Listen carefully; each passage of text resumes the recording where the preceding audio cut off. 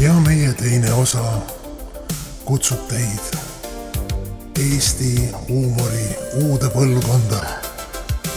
Sealt edasi on teatepulga võtnud lugupeetud Peeter Oja ja väga austatud Jan Uuspõld. Aga kes on kolmas salapärane Eesti huumori tugisammas, see selgub kohe ja sealt ta tuleb. Vollatu Vello!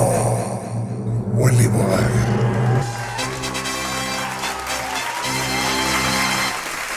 Ja kõik palun koos. Vello, Vello, Vello, Vello, Vello. Vello, miks sa pole tagasi helistanud? Ma helistan sellepärast tagasi, et mul on nüüd uus mobiil. Ma enam vana mobiili kasutaks. Selle aastal 1992. Nii, tere! Isa tegi mul puhta töö, ma saan aru, et mul on raske konkureerida selle vanakooli ässaga. Aga toon teile uue ajastu hõngu sellist, ega ma esimesest noorusest ei ole, aga selline õrna häälega noormees, õrna hingega, kes teeb rasket tööd garaažis. Nii, paneme kohe. Vaja nalja teha. Mees ja naine, kõige huvitavam teema. Peale alkoholi ja peale sarkasmi, eks. Alkohol ja sarkasm. Minge see vana põlvkonnaga, eks ju. Uus põlvkond. Mees ja naine, suhted, naudingud, eks ju. Ja naised, õppige ära, siis ma head nõuannad oma elus kannan, et ei ole kasulikumat asja majapidamises, kui süümepiinadega mees. Kõik tööd teeb ära. Lihtsalt kunst on tekitada mehele mingit süükoormat, ta on süüdi kogu aeg. Saad aru? Naine ei kuula mind. Mõtlen, kuidas, räägin, ei kuula. Aga alati, kui mobiiliga räägin, ja ta ei tea, kellega ma räägin, väga tähelepanelikult kuulab igat sõna. See on siis väike saladus, eks. No ikka nooruses tahad leida erilist kaksikleeki. Ja kui sa oled 50, siis saad aru, et erilisi on hästi palju. Aga normaalselt leida võib-olla ainult siin üks eksemplar, seal võib-olla 1-2 eksemplari. Naised ütlevad ikka, et mehed on kõiges süüdi. Aga küsimus suurel ringile, kes sünnitab mehe? Naine. Naised sünnitavad järelikult probleeme. Vaata, mis siin mul isa päevikus siin.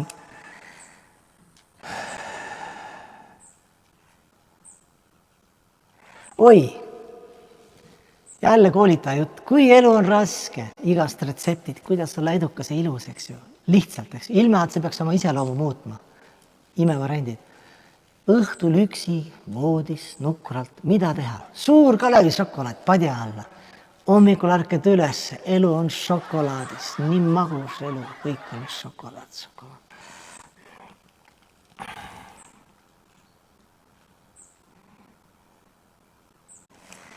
Aga ega see meeste ja naiste ja neid variante on siin ikka niivõrd palju, et kui sa otsid endale daami ja sa otsid märke, daam, kellega võiks jätkata, pikka elu elada koos, ütleme nii ilusti. Ja kui sa näed, et daamil on kass, siis raba ära kohe. Kohe abielu ettepanek kohe. Sest daam on harjunud, eks ju, kassiga, kes on tiivane peal, vedeleb, midagi ei tee, eks ju, vastutust ei võta, ainult sööb ja magab ja naudib. Siis seal on lihtsalt 2 kiisut sinaga sina armsalt seal tiivanil, midagi ei tee, eks ju. Naine las rabab. Ja see ongi nii, et mees tahab, et ootab nagu ideaalset naist, eks ju, ja naine ootab nagu ideaalset meest pikas kooselus. Aga kavalus on selles, et mees, lase naisel ise muutuda selleks ideaalseks meheks. Anna talle rasket tööd ja nii ja näe. Mingi hetk see naine ongi nagu mees, nagu selline vana eitjad, vanaspest selline. Taadid on just sellised tavaliselt vanaspest, eks ja muidu olid sellised mehed, ja pärast taadid on sellised nagu naisukesed, sellised õrnakesed sellised. Ka muutunud. Taat on muutunud ideaalseks naiseks ja eit on ideaalseks meheks. Osapooled on vahetunud, aga vahet ei ole, eks. pugeja mees ei, noh, ta küsib, et kas ma tohin võtta ühe õlle veel külmetuskapist. Õige mees, konkreetne mees, kes selle talla all teab, kuidas käituda, ta isegi ei küsi ja ei võta ka seda õllet, eks, ta ei hakka ennast alandama.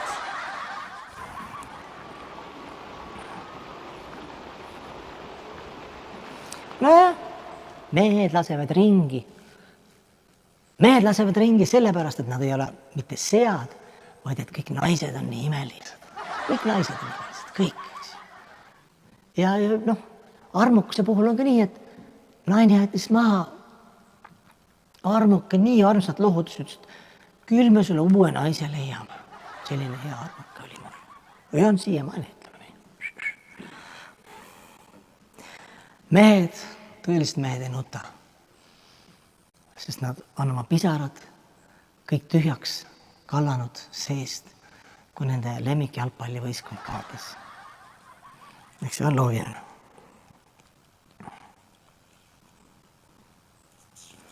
Nojah, naistemehed jälle seal. Kogenud mees võtab rannas, hakkab juttu ajama just kõige valgema naisega. Miks valgema naisega? Sest ta näeb, et sel naisel on puhku sees. Ja ükskord ka, no mitte mina, ma oleks naisemees. Naine väga rahul muga. Et ükskord ka rannas vaatan ka nagu merd ja nii seal ees ka seal mingid keegi palli mängisid seal kaunitarid, eks ju. Järsku päiksepiste kukkus ära.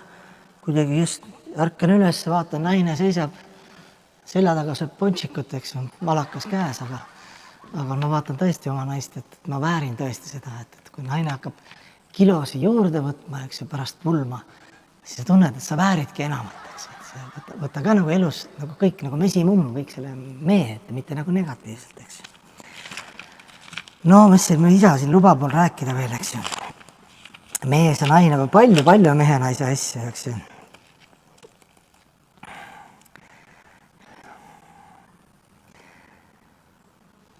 No ütleme, et nüüd õiged vastused. Mehed, õiged vastused. Naine küsib, kallis, kas sa näed mul muudatust? No tavaliselt mees. Õige vastus, kui midagi on juba ideaalne, siis on raske leida seal mingit nüanssi või muudatusi. Eks. Ja üldse meestele, et kui sa naise sünnipäeva ära unustad ühe korra, eks ju, siis sellest piisab, pärast jääb väga hästi meelde. No ei jää meelde, unustad spetsiaalselt ükskord ära, pärast sellist suur skandaali, kui sa ära unustanud, kindlalt kuupäev istub sul nagu mälus surmani. Eks.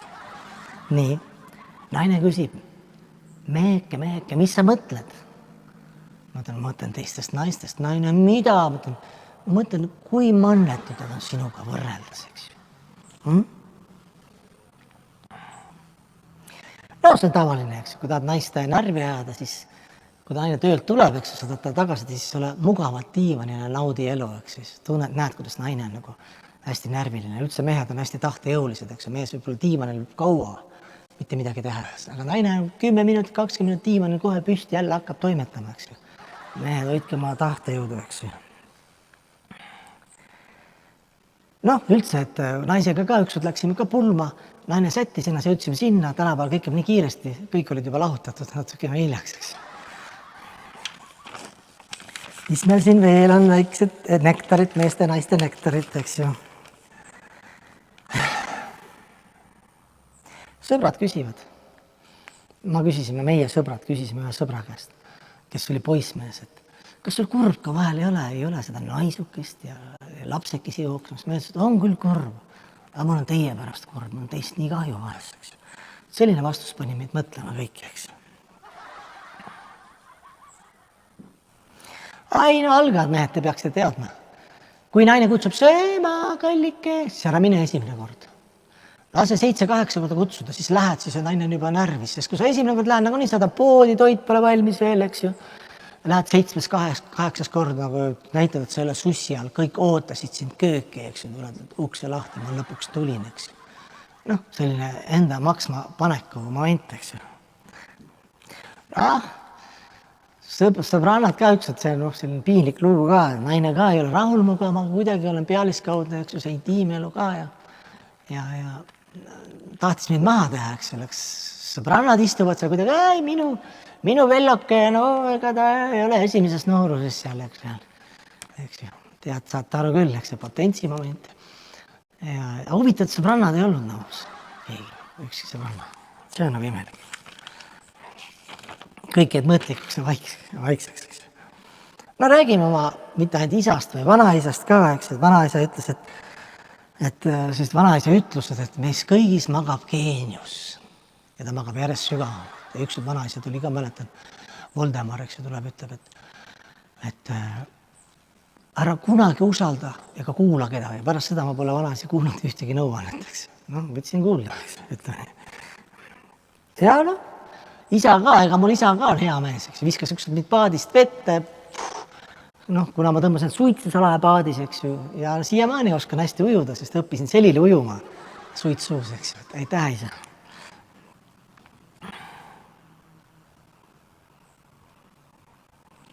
Ja vanaema ka, siin ütles, et ka nagu õpetlikud sõnad, et vanaisaga, noh, isegi kui me tülitsesime, sest siis ma tegin alati talle kohvi, sest noh, näkku sülitada oleks olnud liige. No üldse vanaisa mängud olid sellised huvitavad, et nad mängisid peitust, olid hästi nooruslikud, siin eeskuju, et hommikul vanaema peitis vanaisa puskari ära, siis kui noh, vanaisa üles leidis, siis õhtul peitis vanaema ennast vanaisa eest.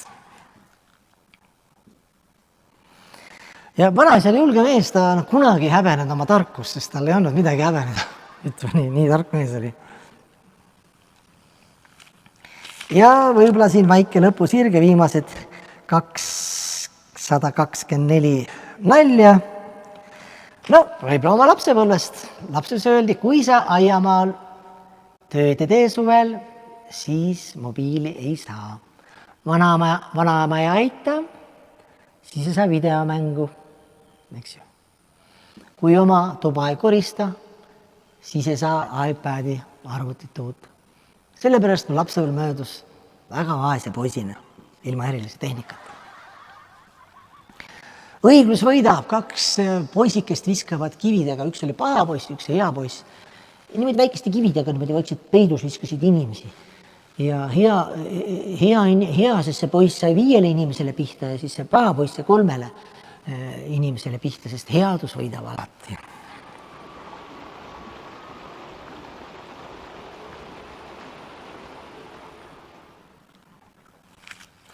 Ja vaatame, mis meil siin on ikka mees ja naine, eks ju.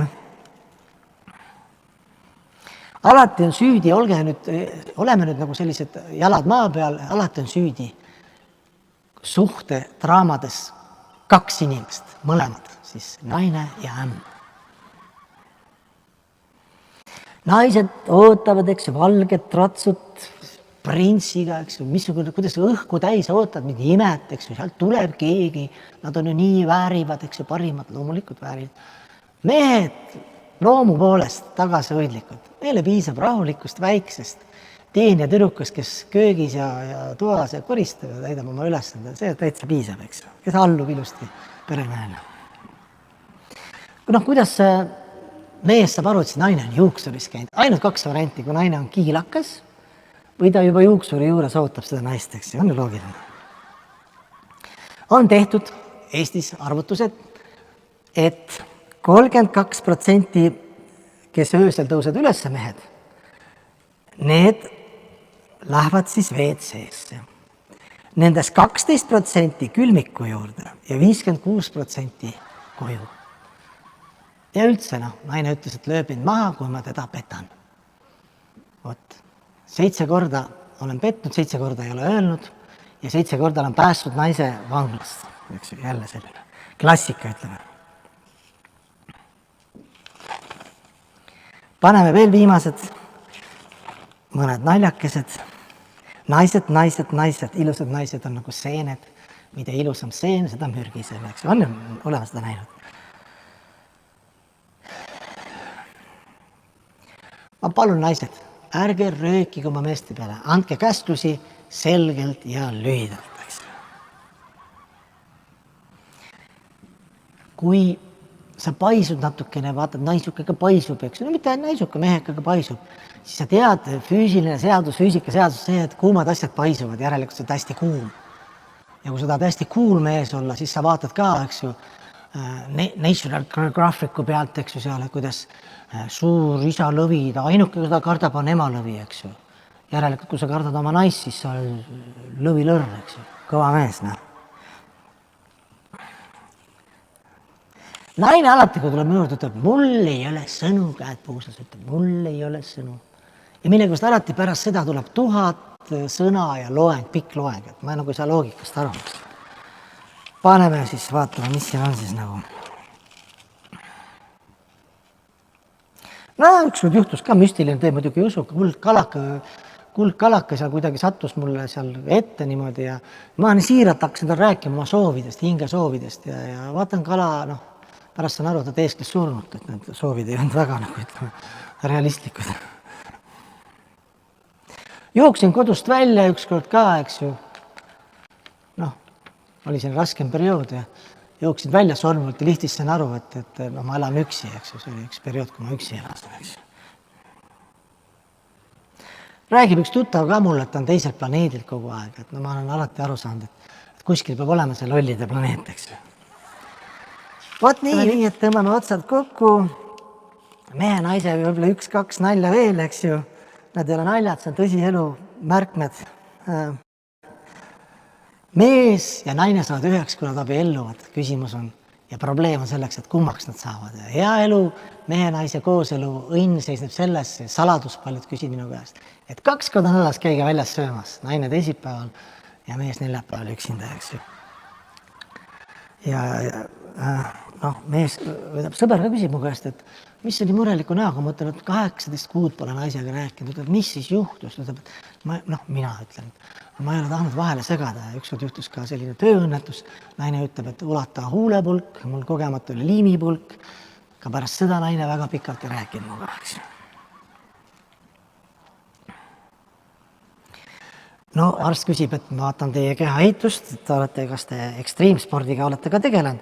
No, natuke ikka, et alati, kui ma naisele ütlen oma arvamuse, kuidas mina arvan, et siis nagu saab jälle natukene sporti teha, joosta aknast välja. Naine köögist, no viimane meeste naiste nalja, naine köögist, et meheke, kuidas me tähistame oma abielu aastapäeva? Mina ütlen, et tõusen püsti, ütlen minutilise leinaseisakuga. Teile Eesti vabaks. Naeratused, lehitused.